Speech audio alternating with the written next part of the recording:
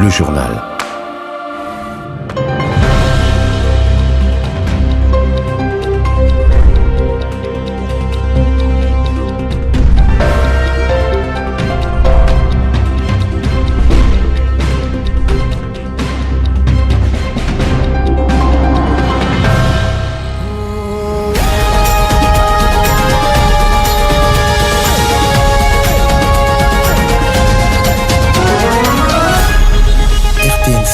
La grande édition du journal.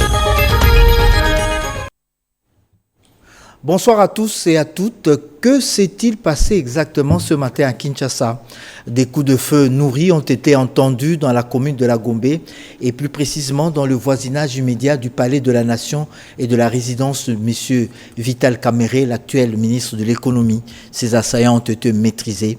Dans ce journal, les réactions du porte-parole des forces armées de la République démocratique du Congo et du porte-parole de M. Vital Kamerhe. À tous et à chacun, je vous souhaite un excellent dimanche et surtout bonne fête de Pentecôte à ceux et celles qui la célèbrent. Ce matin à Kinshasa, la ville s'est réveillée avec de détonations de coups de feu aux alentours du Palais de la Nation et de la résidence de M. Vital Kamerhe. L'armée rassure que le rétablissement de la situation, l'armée rassure du rétablissement de la situation dans la ville haute. Dans un message sur nos antennes, le porte-parole de FARDC parle d'un coup d'État. Une quarantaine d'assaillants ont été maîtrisés. Une tentative de coup d'État a été déjouée ce dimanche 19 mai 2024, tôt le matin par les forces armées de la République démocratique du Congo. L'opération menée par Christian Malanga, un ancien capitaine de FARDC, habitant les États-Unis à la tête d'une cinquantaine d'individus, a visé les résidences de la première ministre Judith Suminwa, du vice-premier ministre Jean-Pierre Bemba de la Défense nationale et de Vital Kamerhe avant de cibler les palais de la Nation. La résidence de la première ministre n'a pas été identifiée comme Jean-Pierre Bemba était absent de sa résidence. Ces hors-la-loi ont attaqué la résidence de Vital Kamerhe avant le palais de la Nation. Le bilan fait état de 4 assaillants neutralisés définitivement et d'une quarantaine capturés. Le chef du groupe, Christian Malanga, a été neutralisé lors de l'intervention des FARDC au Palais de la Nation et un de ses lieutenants répondant au nom d'Aboubacar a été neutralisé par la garde de Kamerhe. Parmi les capturés se trouvent 3 sujets américains, dont le fils de Malanga, lui aussi de la nationalité américaine. Sur les assaillants, plusieurs armes, des drones, des brouillards, des signaux et des drapeaux d'Isaïr ont été trouvés. Voici ce qu'a déclaré Ezang via Toshir Youssouf, coordonnateur et recruteur du mouvement. La target du président Bemba na Kamerhe na madame premier ministre na wuti Angleterre na landai kaka mouvement na ye ya sabi biso ke non soki tosala ngo biye baobenga ye akoma président soki toleki Kamerhe tolizwi madame wana ye moto azoprononce akoma président ya république epe ekoma news aye tolendaka idéologie na ye ndenge azoloba na poto oyo ye akozwa pouvoir courant ke aza na baaméricain na nsima na ye nzoka nde baaméricain bazala ye idéologie ya drapeau aza ye ezali ke Congo badésordre eleki trop soki tochange mboka tokomisa na Zaïre désordre wana ekosila idéologie ya Zaïre nano eza bongo bainfiltre banini balati nkombo ya Congo sikoyo soki tokontinue kaka na Congo rien va changer.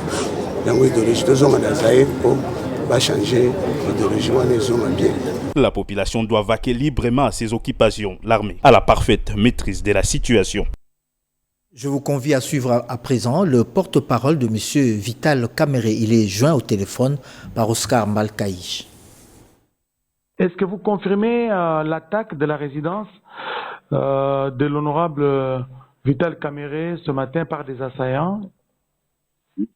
Effectivement, ce matin, vers 4h30, la résidence de l'honorable Vital Kamerhe a été attaquée par un groupe d'hommes armés en tenue militaire non autrement identifiés. Malheureusement, de notre côté, des policiers ont perdu la vie pendant l'attaque et des assaillants également. Et bon, après cette attaque forcée pendant 30 à 40 minutes, ils ont dû battre en retraite vers le palais de la Nation où ils ont été poursuivis. On a vu la suite avec les images au palais de la Nation. Mais au niveau de la résidence, ça a duré 30 à 40 minutes, mais c'était vraiment intense. Dieu merci, l'honorable Vital Kamerhe et sa famille se portent bien. Ils sont sains et saufs. Malheureusement, on a perdu des policiers, on a eu des blessés. Mais pour le moment, les quartiers étaient en bouclage par les officiels. Pour raison d'enquête, on comprend ça. Et la sécurité de l'honorable Vital Kamerhe et sa famille a été renforcée. Voilà la situation. Et pourquoi, peut-être la question que tout le monde se pose, pourquoi l'honorable Vital Kamerhe a été pris pour cible? Bon, ici, c'est peut-être l'enquête en cours qui va nous donner plus d'éléments. On a vu que certains des assaillants ont été arrêtés. Et donc nous attendons l'issue de cette enquête ou les informations que nous pourrons avoir ce soir certainement ou demain matin, nous en saurons un peu davantage. Hein, l'honorable Vital Kamerhe, comme vous le connaissez, on l'appelle le pacificateur. Donc ce n'est pas un homme conflictuel, encore moins belliqueux. Et donc nous attendons savoir les motivations ou la motivation derrière cet acte, cette attaque armée. Merci beaucoup, honorable Moutou. C'est à moi de vous remercier, mon directeur. Merci. Toujours en rapport avec cette situation, Cédric Kenina a recueilli la réaction de quelques politiques.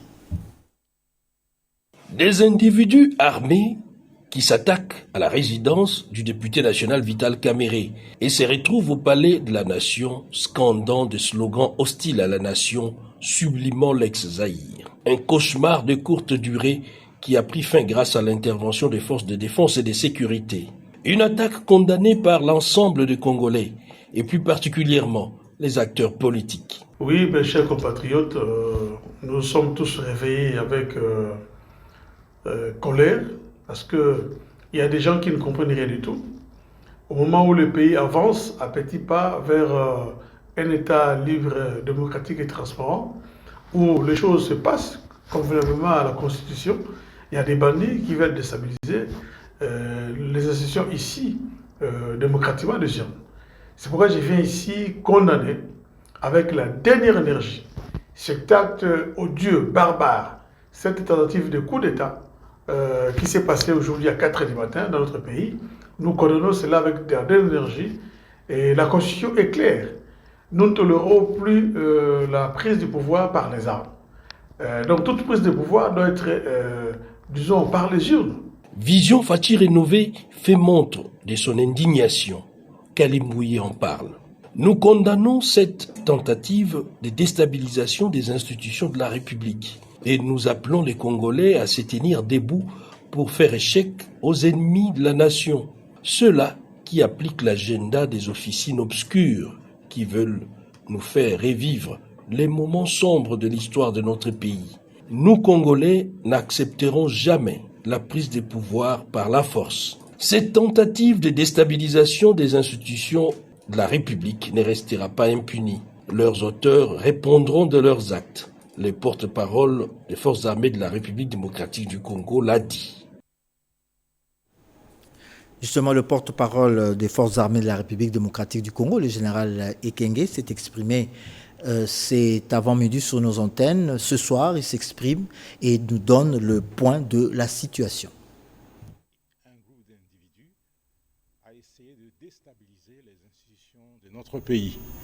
Et ce groupe, composé d'une cinquantaine d'individus, d'éléments, conduit par un certain Christian Mananga. Christian Mananga, c'est un Congolais naturalisé américain et il est venu avec ce groupe pour essayer de s'attaquer aux institutions et ils ont cru que en s'attaquant à la résidence de la première ministre Souminois, en s'attaquant à la résidence du vice-premier ministre Jean-Pierre Bemba, en s'attaquant à la résidence du vice-premier ministre Kamerhe, alors le pouvoir va tomber. Je ne sais pas quelle alchimie. Et comme ils n'ont pas pu identifier la résidence de la première ministre, Ils sont arrivés chez Jean-Pierre Bemba. Ils ne l'ont pas trouvé. Maintenant, ils se sont attaqués à la résidence de Vital Kamerhe, qui était dans sa maison avec son épouse, ses enfants, toute sa famille.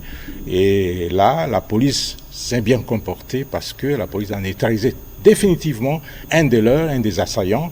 Et comme cet assaillant est tombé, alors ils se sont déplacés vers le palais de la Nation. Et là, l'armée a réagi vigoureusement. Et leur chef, le leader Christian Malanga, c'est pas Mananga, mais Malanga, Christian Malanga, a été neutralisé définitivement. Au total, il y a eu 4 morts de leur côté, et parmi lesquels leur leader Christian Malanga. Et la situation est redevenue au calme puisque l'armée, la police et les services spécialisés se sont comportés comme il se doit. C'est leur mission de défendre les institutions, de défendre la République, de protéger la population, de défendre l'intégrité du territoire national. Et voilà que la situation est devenue calme. Donc la mission de l'armée, c'est de défendre les institutions, les frontières nationales, même le président de la République. Vous avez dit que leur chef de file, Christian Malanga, a été neutralisé. Définitivement. Définitivement. Oui. Dites-nous, ces assaillants, ils viennent d'où? Est-ce que vous avez leurs identités? Ils sont de plusieurs nationalités. Nous avons parmi eux lui-même Christian Malanga. Il y a son fils qui s'appelle aussi Marcel Malanga qui était là. Il y a 2 autres sujets américains, des Blancs, qui ont été là. Tous ont été neutralisés avec une 40aine d'autres. Et nous avons également un sujet congolais naturalisé britannique. Il s'appelle Ezangi Viatochi Youssouf. Lui aussi, il est le numéro 2 du groupe. Ils ont été appréhendés et ils sont en train d'être interrogés. Et puisque vous dites que bon nombre de ces assaillants ont été appréhendés, capturés par les forces de défense, est-ce qu'ils ont des ramifications? Est-ce qu'ils ont un appui interne ou externe, justement, qui les a permis à faire cette sale besogne? Je ne saurais abonder dans ces sens-là et vous dire quoi que ce soit parce que les investigations continuent et j'espère que les services vont identifier si réellement ils ont été appuyés ou pas. Et c'est à eux de le dire. Mais ce que je dois signaler, c'est que ces assaillants ont utilisé des drones. Ils ont des drones qu'ils ont utilisés. Vous allez voir dans les documents qui sera diffusé. Ils ont même du matériel pour essayer de brouiller les communications. Et ça, c'est un peu organisé, même si sur le terrain, ils ne se sont pas comportés comme des professionnels. Et puis en réaction avec la situation qui s'est passée tôt ce matin, nous venons de recevoir cette réaction officielle du gouvernement de la République démocratique du Congo qui condamne la tentative de déstabilisation des institutions par un groupe d'assaillants au service du mal. Le gouvernement de la République condamne la tentative de déstabilisation des institutions du pays qui s'est manifestée aux petites heures de ce dimanche 19 mai 2024 par une attaque au Palais de la Nation, siège du bureau du président de la République, chef de l'État, Félix-Antoine Tshisekedi Tshilombo, perpétré par un groupe d'assaillants dirigé par Christian Malanga et comptant plusieurs nationalités. Peu avant, ils ont également pris d'assaut à quelques mètres de là la résidence de M. Vital Kamerhe. 2 de nos vaillants policiers ont commis à la garde de ces derniers sont tombés sur le coup. Le gouvernement salue la prompte réaction de nos forces de défense et de sécurité qui ont déjoué cette aventure hasardeuse et mise en déroute de ces assaillants.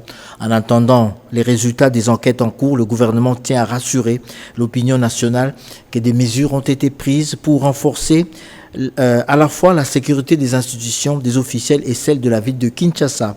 Le gouvernement de la République appelle la population à la vigilance pour dénoncer tout mouvement suspect des ennemis de la paix ainsi que leurs complices. Enfin, le gouvernement rassure tous les Congolais de sa détermination de lutter sans relâche, ni faiblesse, ni concession pour leur sécurité, l'intégrité territoriale et la souveraineté de la République démocratique du Congo, quoi qu'il en coûte. Dans quel état se trouve le palais de la Nation? Je vous convie à suivre ce reportage réalisé par Giscard Koussema. La situation est sous parfait contrôle des forces spéciales de la garde républicaine, mais les parvis du palais de la Nation portent encore des stigmates de la violence des combats de ce dimanche matin.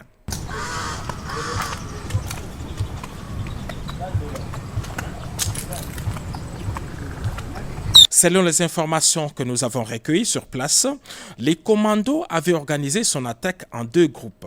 Un premier groupe, conduit par le chef de file, Christian Malanga, s'est servi des véhicules arrachés au privé cette même nuit après avoir tué leur propriétaire, a lancé son assaut depuis la résidence de l'honorable Vital Kamerhe dans les quartiers des ambassadeurs à Gombe. Équipés des drones et autres armes automatiques, ils sont arrivés par ces minibus Esprit de Vie et attaqué immédiatement la résidence. Après une forte résistance et l'arrivée du renfort, les groupes des sieurs Christian Malanga a pris la direction du palais de la Nation, se servant même de la Jeep escorte de la police affectée chez Vital Kamerhe et dont les conducteurs avaient été préalablement neutralisés. L'escorte criminelle a foncé la barrière du palais de la Nation dans l'objectif de faire jonction avec un autre groupe de assaillants et mercenaires étrangers prépositionnés dans les marécages le long du fleuve.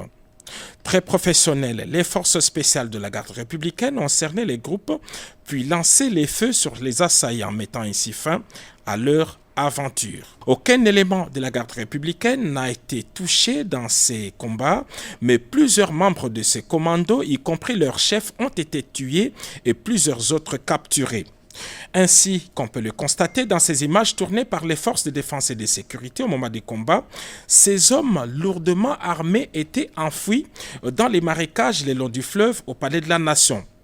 Au moment de notre tournage, le nettoyage s'est poursuivi encore le long du fleuve. C'est en ce moment que ce militaire déguisé en fou a été capturé. Il détient plusieurs documents attestant qu'il fait partie des corps habillés. Et c'est à cet endroit que Sieur Christian Malanga, non autrement identifié, a été tué par nos forces de défense et de sécurité qui le poursuivaient alors qu'il tentait de joindre un groupe important dissimulé dans la boue ici au bord du fleuve Congo.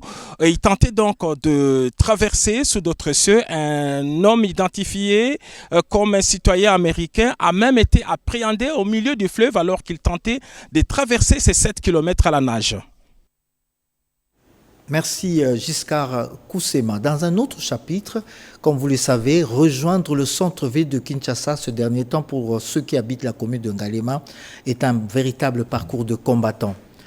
Du fait justement de la fermeture de l'avenue Ngouma. Une bonne nouvelle cependant, dès demain lundi 20 mai, l'avenue Ngouma sera rouverte aux usagers. Attention, c'est juste pour les véhicules à moyen tonnage. Les poids lourds, eux, emprunteront cet axe routier à partir de lundi prochain. Érudis Kitoutou. Fini enfin le calvaire de la population qui fréquente certains quartiers de l'avenue Ngouma dans la commune de Ngaliema. Après le passage du chef de l'État Félix-Antoine Tshisekedi Tshilombo sur ce chantier il y a plus ou moins 3 semaines, un coup d'accélérateur a été donné pour que les travaux avancent à pas de géant. Dès ce lundi, la voie sera ouverte et libre à la circulation, mais seule dans un premier temps, les véhicules à petit et moyen tonnage seront autorisés. La raison est simple, c'est qu'il y a des parties qui ont été bétonnées et le bétonnage nécessite un certain délai pour la maturation du béton. 2 dates à retenir, le 20 pour les véhicules de petit et moyen tonnage, c'est-à-dire voitures, les camionnettes, ainsi de suite, et le 27 pour tout le monde, c'est-à-dire en ce compris les grands véhicules de grand tonnage. Nous allons dire merci au chef de l'État, au président de la République, parce qu'il a pris lui-même à bras le corps ce problème, étant touché dans sa chair par rapport à la souffrance qui remontait à lui de la population. Il a voulu lui-même voir ce qui se passait sur terrain. Et cela a donné un nouvel élan aux travaux, et c'est ainsi que 3 semaines après son passage, voilà, les travaux sont achevés. Alexis Guissaro, ministre d'État des Infrastructures et Travaux Publics, appelle à la bonne gestion de cette infrastructure routière. Le premier ennemi de la route, c'est l'eau. Et donc, il faut une bonne gestion des eaux sur la route. Et il est quand même assez malheureux de constater qu'il y a beaucoup effectivement par-ci par-là des tuyaux qui sont sectionnés et dont les eaux continuent à couler sous la chaussée. Et ça, c'est une chose qu'il faut absolument corriger, qu'il y ait une collaboration permanente entre les différents réseaux. Après des semaines de souffrance, c'est un ouf de soulagement pour les usagers de ce tronçon de la commune de Ngaliema.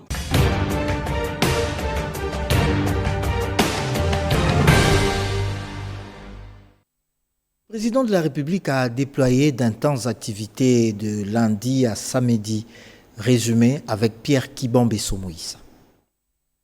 Plus de 400 députés nationaux élus des circonscriptions électorales de l'intérieur du pays et ceux de la ville-province de Kinshasa, tous membres de l'Union sacrée de la nation, se sont retrouvés autour du président de la République Félix-Antoine Tshisekedi Tshilombo au chapiteau de la Cité de l'Union africaine.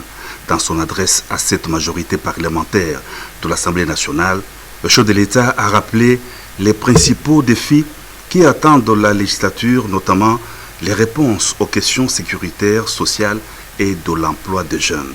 Le président de la République a par ailleurs fustigé les antivaleurs constatées au cours de précédentes législatures. Parlant du ticket présenté par le Présidium de l'Union sacrée de la nation pour l'élection de membres du bureau définitif de la Chambre basse du Parlement, le chef de l'État a recommandé que la liste soit revue et corrigée en tenant compte de la représentativité de la Grande Orientale et celle significative de la femme. Dans le souci de donner des éclaircissements au sujet de ces déclarations sur la situation sécuritaire dans l'Est de la RDC qu'il juge de malentendus, le cardinal Fridolin Ambongo, accompagné du chargé d'affaires à l'annonciature apostolique, Monseigneur Andriy Yevchuk, a été reçu au cours de la semaine à la Cité de l'Union africaine par le président de la République Félix-Antoine Tshisekedi Tshilombo. L'archevêque de Kinshasa s'est dit satisfait de cette rencontre de près de 2 heures qui lui a permis de faire la lumière sur ce qu'il a appelé des turpitudes véhiculées par les réseaux sociaux. Il a exprimé sa gratitude au chef de l'État au sortir de l'entretien. Les soucis du président de la République et le bien du peuple congolais, il s'implique corps et âme pour que le pays retrouve sa sérénité et sa respectabilité sur la scène internationale. Notre souci est aussi le bien de ce même peuple. Nous sommes condamnés à travailler ensemble, main dans la main, pour le bien-être de notre pays qui est aujourd'hui en péril à cause de la voracité des pays voisins que nous connaissons, a déclaré le cardinal Ambongo à la Cité de l'Union africaine. Dr Koumba Ba, ministre conseillère et envoyé spécial du président de la Mauritanie, a été reçu à la Cité de l'Union africaine par le président de la République Félix-Antoine Tshisekedi Tshilombo. Elle était porteuse d'un message du président mauritanien Mohamed Ould Ghazouani à son homologue de la RDC. La candidature de la Mauritanie à la tête du Centre africain de formation et de recherche administrative pour le développement, la coopération bilatérale entre Kinshasa et Nouakchott et la situation sécuritaire dans l'Est de la RDC, autant de questions abordées au cours de leurs échanges.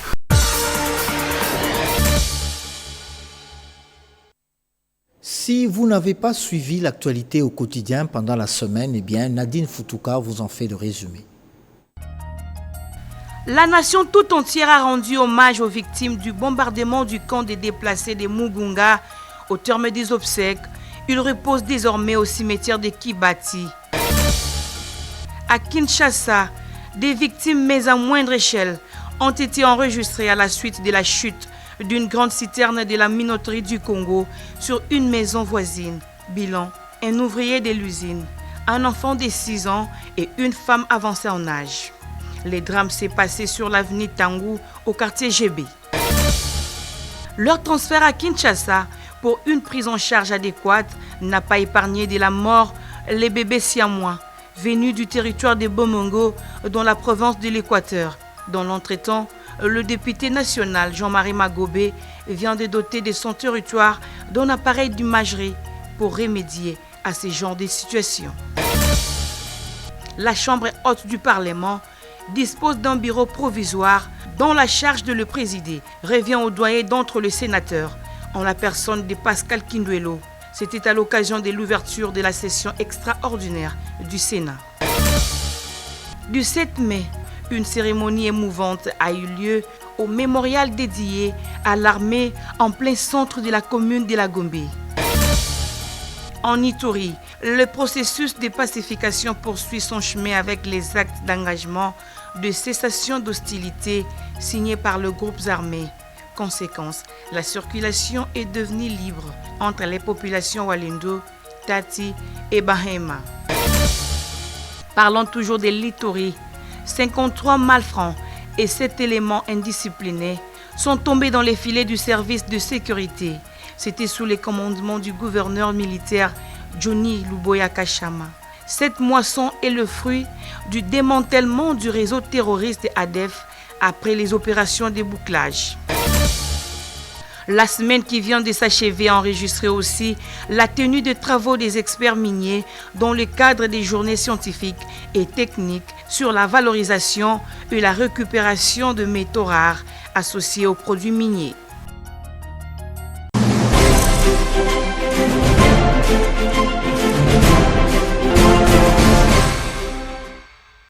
La forte canicule ressentie ce dernier mois impacte négativement sur la santé. Le dossier dominical de ce journal est consacré au réchauffement climatique et son impact sur la santé. Ramazani Moulanda. En ces temps des chaleurs élevées dans notre pays, la RDC, la transpiration est propice à l'apparition des boutons de chaleur, surtout chez les jeunes enfants. Boutons qu'on appelle boui-boui localement. Pour se soulager des démangeaisons que cela provoque, les gens appliquent sur leur corps des poudres ou de la farine de manioc. C'est la réalité que nous vivons dans la plupart des ménages ici, chez nous. Ici à Kinshasa, l'effet de la chaleur sur la santé des populations est aggravé par l'insalubrité chronique. Kinshasa ressemble souvent à une vaste poubelle à ciel ouvert. Des montagnes de poubelles et d'ordures des ménages sont dispersées partout. Les caniveaux sont bouchés par des sachets et des bouteilles en plastique. Normalement, les déchets de cuisine qui sont entassés par-ci par-là dans les dépotoirs devraient être évacués immédiatement parce que ce sont des couches, ce sont des lieux de formation de microbes et des pathogènes, des virus, c'est-à-dire les maladies se transmettent de nos déchets de cuisine vers la population. Et puis, il y a un problème par rapport à la respiration de l'homme. Toutes ces histoires toxiques, vous voyez, les fosses septiques, nos fosses septiques sont très mal contrôlées. Des fois, les déchets retombent dans les canalisations d'eau. Et nous qui circulons à travers la ville, nous respirons tous ces gaz-là. J'ai eu la chance dernièrement d'être invité à une très grande conférence au niveau de l'Union européenne sur les effets du changement climatique sur la santé. Et parmi les experts que j'ai rencontrés, j'ai vu que les personnes étaient tellement préoccupées parce que un des sujets, celui que je trouve le plus percutant pour la RDC, c'est l'effet du changement climatique sur la santé de l'enfant et de la mère. Parce que vous savez que nous devons travailler au développement du pays et gouverner, c'est prévoir. Et lorsqu'on considère que le changement climatique, surtout l'élévation de la température, va perturber la santé cardiovasculaire de l'enfant, la santé psychiatrique de l'enfant et même au niveau respiratoire, on sait que lorsque ces trois entités sont perturbées, surtout l'aspect respiratoire et cardiovasculaire, ça va augmenter le nombre de décès à la naissance. Et aussi, ça va augmenter les perturbations au niveau de la croissance. Dans une étude publiée mercredi dernier dans la revue The Lancet Neurology, les chercheurs de l'Université College de Londres ont relevé comment la chaleur extrême créée par le changement climatique influence les principales maladies neurologiques et les troubles de santé mentale. Il est déjà établi que pour le fonctionnement optimal du cerveau, nous avons besoin d'une température ambiante autour de 18 degrés. Mais si les températures vont au-delà de 24-26 degrés, dépassent même 30 degrés au niveau ambiant, en ce moment-là, le cerveau dysfonctionne. Comme dernièrement, les températures étaient très élevées, les gens ne dorment pas. Et quand les gens ne dorment pas, vous le retrouvez la journée presque déprimé, irritable, de mauvaise humeur et ceux qui ont des maladies comme le diabète et l'hypertension, chez ces personnes-là, le risque de faire l'AVC augmente. En effet, à cause du changement climatique, les matériels de construction des maisons d'habitation devraient normalement s'adapter aux conditions climatiques de forte chaleur.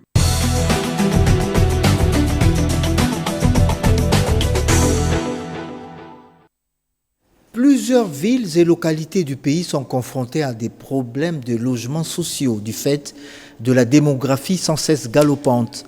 Ici et là, des initiatives sont prises dans le cadre du partenariat public-privé. C'est le cas de la localité de Kasangulu dans le Congo central où un compatriote envisage de bâtir des logements sociaux. Kasangulu, premier territoire du Congo central à la sortie de Kinshasa. L'agriculture est la principale activité économique de cette cité de plus ou moins 200 000 âmes. Malheureusement, cette cité est confrontée à des sérieux problèmes d'infrastructure, notamment des logements. Un investisseur congolais, de concert avec une firme chinoise, s'engage à construire des logements dignes et luxueux à Kasangulu, plus précisément au village Kibuba, en vue de réduire les inégalités entre les milieux ruraux et urbains, mais également pour se mettre au même diapason que les autres territoires bénéficiaires des PDL 145 territoires. Lors de la cérémonie de la pose de la première pierre, l'administrateur du territoire a dit sa satisfaction et a hâte de voir les premières résidences sortir des terres. L'initiative prise par les organisateurs est bien saluée par notre territoire. Nous ne pouvons pas entraver tout ce qui contribue au développement de notre territoire. Commencer à construire, c'est bien, mais terminer, c'est mieux. La carrière FKV de Kasangulu servira de vivier pour bâtir différentes résidences dans cet espace d'environ 3 hectares. L'initiateur du projet, baptisé Mon Beau Village, est plus que confiant et déterminé. Est arrivé maintenant le tour de notre actuel administrateur du territoire de pouvoir nous accompagner pour que nous ayons un quartier résidentiel de haut standing afin de compenser tant soit peu les difficultés que nous avons dans la ville de Kinshasa, qui est construite dans des milieux appelés à être inondés. François Kalouele estime que ces projets entrent dans la droite ligne du chef de l'État de créer une véritable classe moyenne en vue de l'émergence de la République démocratique du Congo. C'était un reportage de Luisette Ntsakala. Kikwit et Idiofa pourront être éclairés, ce grâce au rétablissement du poste élévateur PK600 de la centrale hydroélectrique de Kakobola. Le poste élévateur ou de répartition de PK600 est totalement fonctionnel. Il constitue l'épine dorsale mais aussi la ligne la plus importante du projet Kakobola. Sans elle, Idiofa ne pourra avoir du courant, Kikwit non plus. Le ministre des Ressources hydrauliques et électricité, Olivier Mwende-Moukaleng, avait effectué une visite d'inspection sur ce lieu dans le but de se rendre compte de l'évolution des travaux de construction. Ça, c'est la ligne qui vient du point PK600 en direction de Kikwit. Et nous voyons bien que les pylônes sont déjà érigés. Sur 256 pylônes, nous en avons 104 qui sont déjà érigés, avec 117 fondations déjà complétées. L'ingénieur Patrick Kaja de la GCK a fourni des explications sur l'alimentation de ce poste élévateur. L'alimentation de ces postes est faite directement à partir de la centrale hydroélectrique de Kakobola. Au niveau du poste de départ de la centrale, on a des lignes. Une ligne qui alimente directement la ville de Kungu et une seconde ligne qui alimente le poste où nous sommes. Et la tension d'alimentation de ce poste est de 33 kV. Et ici au poste, il y a 4 lignes de transport. La première ligne alimente la mission catholique Athènes et la deuxième alimente le village Mbachamba. Nous avons 2 autres lignes de 66 kV qui alimentent la ville d'Idiofa et celle de Kikwit. On a un transformateur élévateur qui prend la tension de 33 kV, l'élève à 66 kV. Et il y a différents équipements qui sont déjà installés qui vont nous permettre d'alimenter la ville de Kikwit et la ville d'Idiofa. Les essais avant la mise en service de la ligne Kakobola-Gungu et de la sous-station Gungu ont déjà débuté. nous allons alimenter notre poste intermédiaire, la ville de Gungu, et commencer aux essais aussi pour la ville de Kikwit. Les techniciens travaillent d'arrache-pied pour la finalisation imminente de ce projet. Les installations de la Régie des eaux Lubumbashi ont reçu la visite du directeur général adjoint de cette entreprise, M. Mwaka, s'est entretenu avec le directeur régional du Grand Katanga. Il était question de booster l'exploitation. Accueilli à l'aéroport par les directeurs régionaux Constantin Lumami et quelques membres du bureau. Jean Bosco Mwaka donne l'objet de sa mission dans les Hauts-Katanga. Je suis très flatté de voir toute la délégation qui vient m'accueillir à l'aéroport. Puis je viens parler avec les travailleurs, je viens visiter les installations aussi, comprendre les différents problèmes du Katanga. Satisfait de son accueil, le DGA de la Régie des eaux a débuté sa mission lundi par une visite dans les entrepôts de l'entreprise. Ça aussi, ce sont les tuyaux que nous avons. Juste après, toute l'équipe s'est rendue à la direction de la SNEL, où un échange a eu lieu avec le directeur régional Jean-Marie Mutombo sur les renforcements de leur collaboration. C'est avant de rencontrer mardi tous les personnels administratifs de la direction régionale à son siège situé sur l'avenue Mobutu Kouemoero pour une réunion de partage sur les efforts fournis par la direction pour l'amélioration des conditions des travailleurs. Donc nous pensons que l'engagement que les agents ont pris aujourd'hui, avec la détermination, si nous nous mettons la main dans la main, en soutenant l'homme de 26 jours, que j'appelle mon ancien président, le directeur régional actuel, Al Lubumbashi, il peut encore faire beaucoup de choses. À Lingala, on dit Telema Bendele Kieliboso. Donc je demande aux uns aux autres, mettons-nous ensemble, que les drapeaux flottent pour l'intérêt de Lubumbashi. Monsieur le DGA est venu nous réconforter. Il est venu nous rappeler ce que nous avons toujours eu en tête, mais souvent que nous oublions à mettre en pratique. Ces petites démarches, toutes les petites stratégies qui nous manquaient pour que nous puissions aller de l'avant dans notre façon de travailler. Il doit partir avec assurance. Il doit rentrer avec l'idée qu'il est venu s'aimer et il va récolter. Jean Bosco Mwaka repart de Lubumbashi avec un motif de satisfaction au vu du travail abattu, mais aussi avec des doléances pratiques pour le bon fonctionnement de la Régie des eaux dans les Katanga.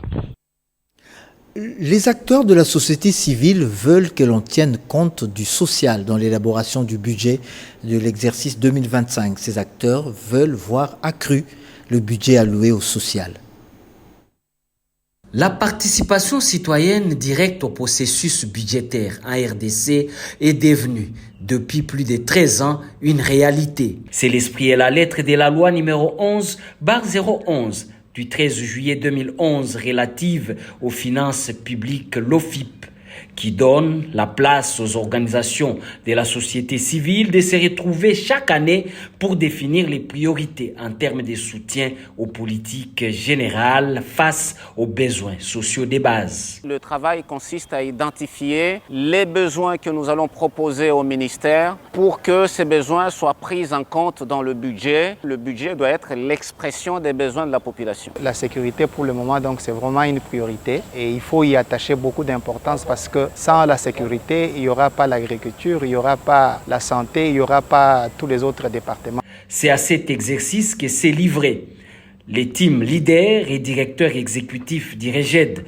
Réseau Gouvernance Économique et Démocratie, Bishop Abraham Djamba, et ses pairs d'autres organisations. Vous avez le secteur de la santé avec la gratuité de la maternité. Il faudrait que toutes ces priorités-là soient prises en compte tout en augmentant les prévisions budgétaires. Il faut qu'on puisse atteindre le minimum de 3 milliards pour financer ces secteurs. La nomination et la méthodologie apportent beaucoup. Il faut absolument légiférer, avoir des lois appropriées sur la nomination et la méthodologie. Mais chaque pays doit avoir ses propres normes pour trouver des solutions spécifiques à ses problèmes. À la veille de la tenue du séminaire d'orientation budgétaire exercice 2025, cet atelier préparatoire de la société civile vise à valider les contenus des 9 thématiques avec l'appui du projet encore de la Banque mondiale sous la supervision du COREF. Les Marocains sont alléchés par le marché congolais. Un groupe d'entrepreneurs marocains en séjour en République démocratique du Congo a visité ce week-end la ZES, la zone économique spéciale de Maluku. Patrick Moukoui était dans leur suite. Cravate retirée et tenue décontractée, le groupe d'investisseurs marocains a fait le terrain au 2e jour de sa mission congolaise. À la zone économique spéciale de Maluku, ces hommes d'affaires, accompagnés par le directeur général de l'ANAPI et l'ambassadeur de la RDC au Maroc, découvrent un immense site en plein aménagement et sur lequel un bâtiment administratif moderne sort de terre pour abriter un guichet unique composé des banques et services étatiques. Quelques kilomètres plus loin, c'est l'usine du géant Pepsi qui fait sans bruit le témoignage de l'accessibilité de la RDC pour les investisseurs du monde. Conduit par le directeur général de l'AZES chez Saphir Céramique, fabricant de carreaux made in DRC, les investisseurs marocains se rendent compte de l'urgence de se trouver une place dans le vaste marché congolais. L'un d'entre eux n'a pas caché ses intentions d'offrir ses services à la zone qui envisage construire un port sur la rive du fleuve. Qu'est-ce qui vous a intéressé sur le site? Toute la zone industrielle qui est extraordinaire. Et particulièrement les usines, il y a à faire. Maintenant, il faut mettre en place l'accès portuaire pour donner un souffle économique à cette zone. Éventuellement, nous avons besoin des plans topographiques, bathymétriques, pour vous faire une modélisation et une proposition convenable à vos besoins. En une seule mission économique, l'Agence nationale pour la promotion des investissements a su convaincre les investisseurs marocains à voir la RDC d'un autre regard, celui d'un véritable partenaire d'affaires. Et puis en rapport avec le nouveau système de demande en ligne de plaques d'immatriculation et de cartes roses des véhicules, la SONA, Société nationale d'assurance, en accord avec la Direction générale des impôts, facilite aux requérants détenteurs ou non d'un contrat d'assurance automobile l'obtention gratuite de cartes roses auprès des agences implantées sur toute l'étendue du territoire national. Pour la ville de Kinshasa, c'est dans les 4 districts. Pour le Lukunga, les agences du 30 juin, de Sosimat, de la Gombe, du commerce, du Beach Ngobila, de Ngalema, de Libération, de Kinsuka et de Kitambo. Pour le district de la Funa, les agences de Bandal, de Kalamou et de Ngiringiri. Pour le district de Moamba, les agences de la 7e rue, place commerciale, Sonas DGI et de Kingabwa. Et enfin, pour le district de la Tchangou, l'agence de Massina, quartier 1. Pour les provinces, s'adresser à l'agence la plus proche de votre milieu d'activité. Après les élections du 20 décembre dernier, plusieurs élus se rendent à la base pour congratuler leurs électeurs. C'est le cas de M. Jean-Pierre Liaou qui s'est rendu à Bumba. Au terme de son séjour à Bumba, le sénateur Jean-Pierre Liaou a mis le cap vers Lissala, chef-lieu de la province de la Mongala. Arrivé le vendredi 17 mai 2024, le sénateur Jean-Pierre Liaou s'est adressé à la population, venu nombreux l'accueillir et l'écouter devant l'esplanade du gouvernorat. L'élu sénateur de la Mongala a témoigné sa gratitude aux députés provinciaux pour son élection sénatoriale dans la province de la Mongala et prêché l'unité des fils et filles de cette province pour fédérer les efforts visant le bien-être de la population.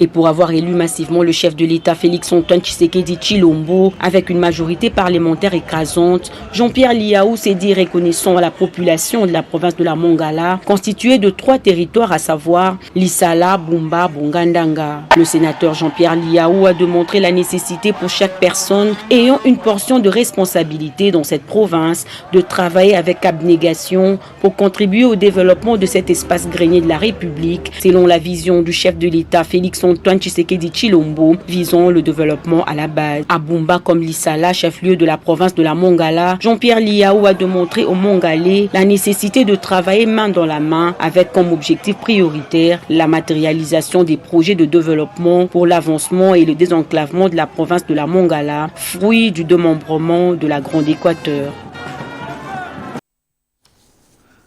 3 femmes m'ont aidé à bien présenter ce journal. Il s'agit de Yolande Voka, Joséphine Iondo et Renette Koulonga. À tous et à chacun, je dis bon dimanche et bonne fête de la Pentecôte à ceux et celles qui la célèbrent. Bonne semaine.